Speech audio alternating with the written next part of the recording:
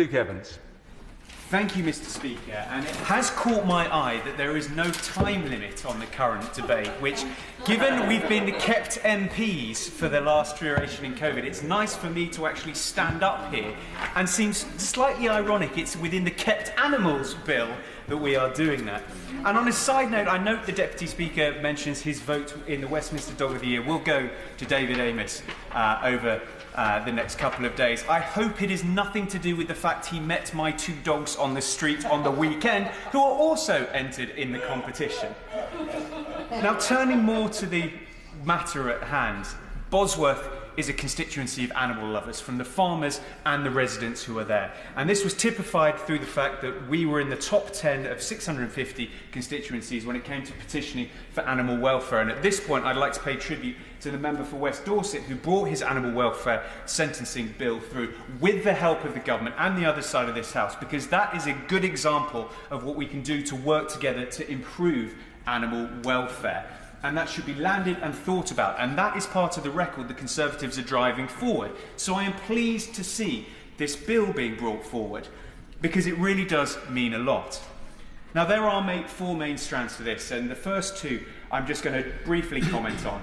The livestock export. I was really pleased to hear the Secretary of State clear up the difference between breeding and those for fattening.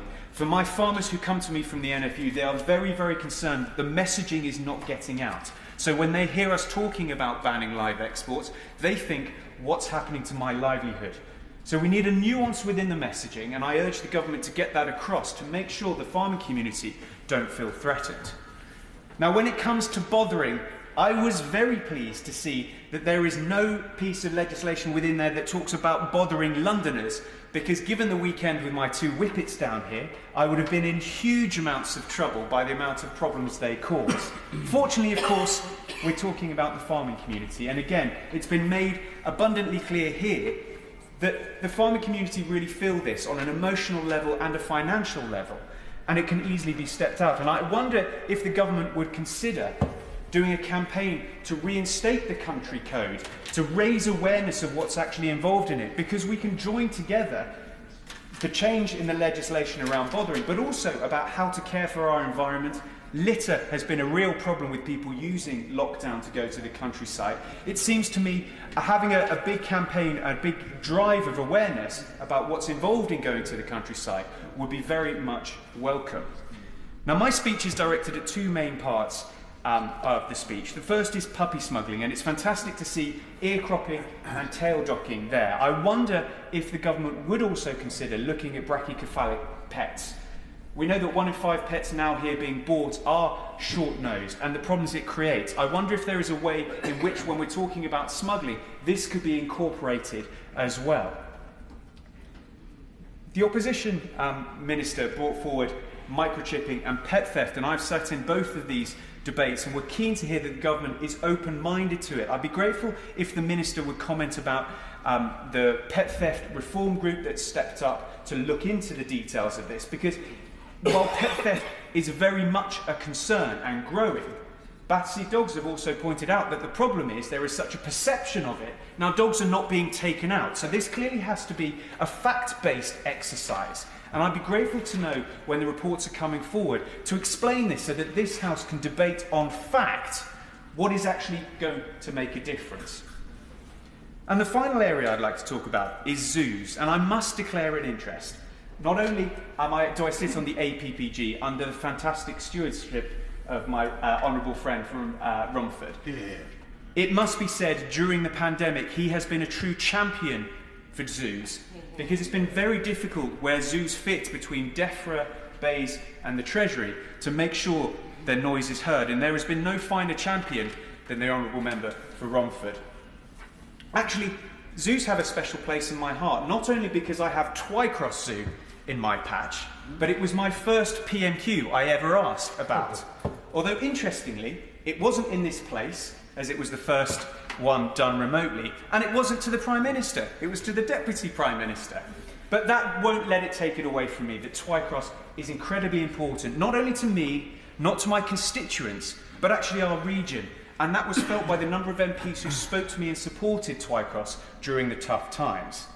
So it'll come as no surprise to you here to know that as of today, I am lucky enough to have secured a visit from the now Secretary for Levelling Up to come and see our bid at Twycross Zoo for the Levelling Up Fund. Because as been pointed out by the member opposite from Rotherham, zoos do so much. They are the ark of species.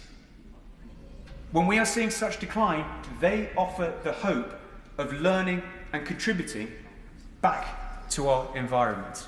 And Twycross is exemplary at doing this. And they have put forward a bid of a national education and conservation centre. Not only will this breed the next specialists in conservation, but drive the economy too. They already have 600,000 visitors, and this will grow if this bid is successful. So I put out the welcome to anyone else who'd like to come and visit Twycross, because it is a fantastic day out. But there is a serious point, and I have met with both the Zoo Expert Committee and indeed members of DEFRA to talk through the Secretary of State Standards of Modern Practice and hear what the Zoo Expert Committee have had to say. And I'm pleased to see that there is representation from BIAZA in the Zoo Expert Committee, because there is a worry amongst the zoo community about what this would look like. Now, I feel that the zoos we've heard today, Whipsnade, Chester and Twycross, will have no problems and nothing to fear, and rightfully so. What this bill is all about is driving up the standards of those bad zoos, and there must be made a distinction in this age between good zoos, who are in favour of conservation and education, and bad zoos that are simply there to profiteer off the back of animals. And that is what is at the heart of this bill. But when it comes to that, we must make sure that conservation isn't simply seen through the amount of turnover or dedication in fiscal or financial support, but all the non-tangibles we've heard about education and support for elsewhere around the world. Because that is what Twycross thrive on. With their 4 great apes they have on show, they are literally world leaders in understanding what goes on with great apes and chimpanzees. And that, to me, is the thrust of what this bill must drive forward when we look into conservation. So I'm quite happy to see the Secretary of State have those powers, because as we move forward, we must be able to update this legislation and look at it. It was last time looked at in 1981, when we're looking to reform this Act. But I urge the government to come forward and clear up what conservation really does truly mean.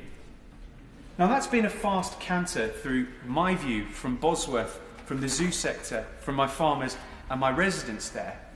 And I'm most pleased to hear that in a time of difficulties and hostilities, we've heard such good news from both sides of the House.